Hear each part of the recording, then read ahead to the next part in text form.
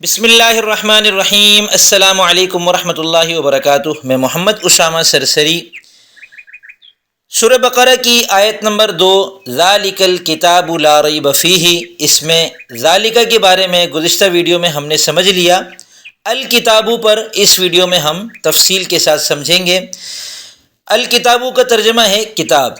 کتاب کو عربی میں کتاب ہی کہتے ہیں، عربی کا ہی لفظ ہے، اردو میں بھی استعمال ہو گیا کتاب، انگلش میں بک کہتے ہیں، فارسی میں بھی کتاب ہی کہتے ہیں۔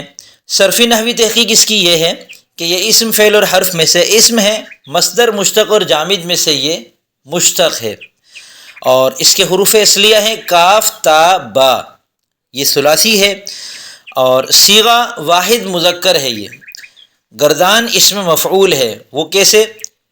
کتاب جو ہے یہ مکتوبن کے معنی میں ہے۔ الکتاب ای المکتوب، وہ چیز جو لکھی ہوئی ہے، لکھی ہوئی چیز۔ نصر ینصر کا باب ہے کتب یکتب، اور ہفت اقسام میں سے صحیح ہے، یعنی اس کے اندر جو حروف اصلیہ ہیں ان میں سے کوئی بھی نہ حرف علت ہے، نہ حمزہ ہے، نہ دو ایک جیسے ہیں۔ معرب اور مبنی ہونے کے اعتبار سے یہ لفظ معرب ہے، پھر چونکہ یہ اسم ہے تو اسم معرب جو ہے اس کو ہم اسم متمکن کہتے ہیں۔ اس کی 16 اقسام میں سے یہ مفرد منصرف صحیح ہے، اور مرفوع منصوب مجرور میں سے یہ مرفوع ہے۔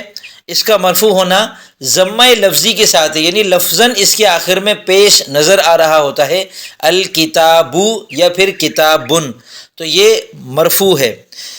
ترکیب نحوی کے اعتبار سے یہ ذالکہ کا بدل ہے۔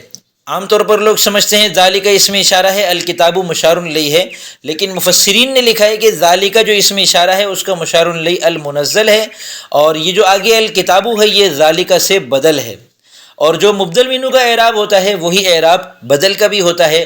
تو ذالکہ مبتدا ہونے کی وجہ سے مرفوع تھا، الکتاب بھی مبتدا ہونے کی وجہ سے مرفوع ہے۔